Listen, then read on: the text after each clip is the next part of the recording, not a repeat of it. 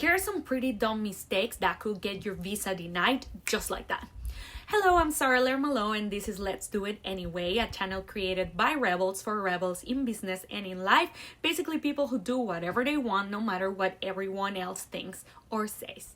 So today I want to tell you a few really dumb mistakes that you could be making that will get your K1 visa denied no matter if you did everything else right. So make sure you keep all of these in mind to assure you'll get your visa approved. Number 1, tattoos. If you have a lot of tattoos, no judgment. I actually do have quite a few. This is something that for some reason USCIS takes very seriously because it could be related to terrorist groups, gangs, etc. So if you have tattoos, they are 100% going to ask you about them, both in your medical exam and your interview at the consulate.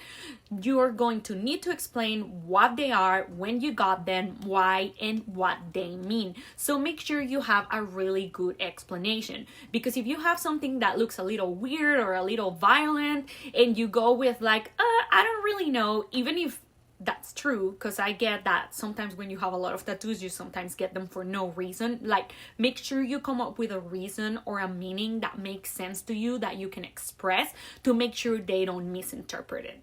2, your presentation.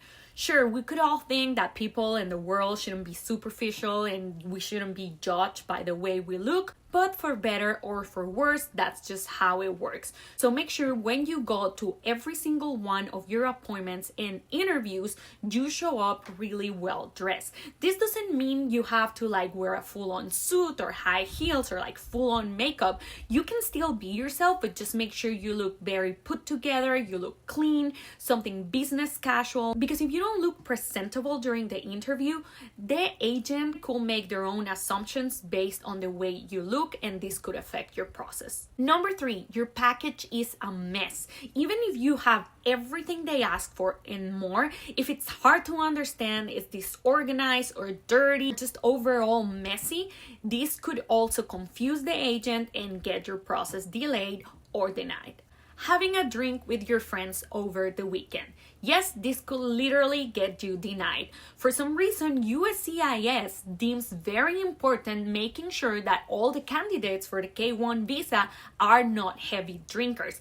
You don't actually need to be a heavy drinker, but if you're celebrating that you have your interview a couple days before your medical exam, it might show up on your labs as very high levels of alcohol. So you need to come up with a plan where you are not drinking as much, especially a couple months before your interview. If possible, 1 or 1.5 months before you interview, you should stop drinking altogether. It's really not worth the risk. I have seen so many people over and over again get denied just because of alcohol on their lab results. And maybe some of these people have a drinking problem, but there's a lot of people who literally just had a beer with their friends at a bar the week before the interview. They're not heavy drinkers and they still got denied. Not being corny enough. Maybe you're not very affectionate, you don't like to take a lot of photos with your partner, you don't like to send letters or visit each other often or send presents, and that's totally okay, right? Everyone expresses their emotions in different ways, but USCIS wants so much proof that your relationship is real. So make sure you're getting a lot of photos, a lot of videos, and keeping all the receipts of all the things you do together. This is really the time to really show you care about each other, to really show that you love each other. So even if you're not into PDA or expressing your affection and love and dreams with words, you're really going to have to do it for your process. Because if you write your letters and you make it sound like you don't really care or you're too cool for school, they're probably going to interpret this as that you're not invested in their relationship, or maybe even like your relationship is fake. So be corny. Supplements and medication. There are a lot of supplements or even over-the-counter medication that that on a medical exam can come out confusing, and then the medical provider might think that you are doing drugs or other substances. So if you're taking anything like antidepressants or anxiolytics or anything like that, make sure you get a note from your doctor stating which medication it is, how often you take it, and why. Even if you think it's something that it's not going to affect the process, if there's any supplement or medication you take regularly, just make sure you are prepared and get that note from your doctor in advance. Because if there's any suspicion that you are consuming any other kind of meds, you are going to get denied. Drugs. We are not here to judge anybody's lifestyle, but you will go through a medical exam. So make sure everything's going to show up clean when you go to it. Money.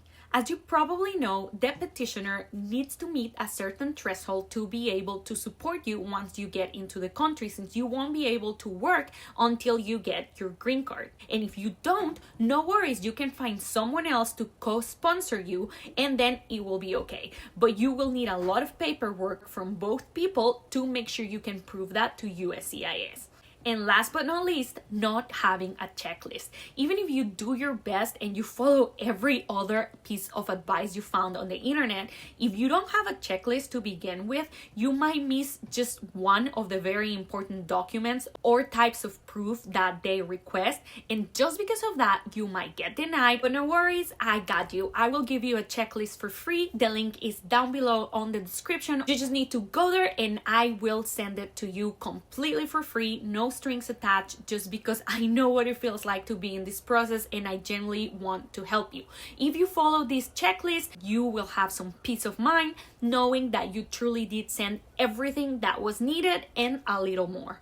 If there's anything else I can help you with, or you would like some extra help with your process, I'll be more than happy to help you. You can also find me on all my social media channels or leave a comment on this video and I'll get in contact with you. If you found any value on this video, please give us a like. It takes a second and it really helps us. Also subscribe, because we are always posting tips and tricks and things about how to ace your K1 visa, and also what to do after once you're already in the US with your partner. See you next time.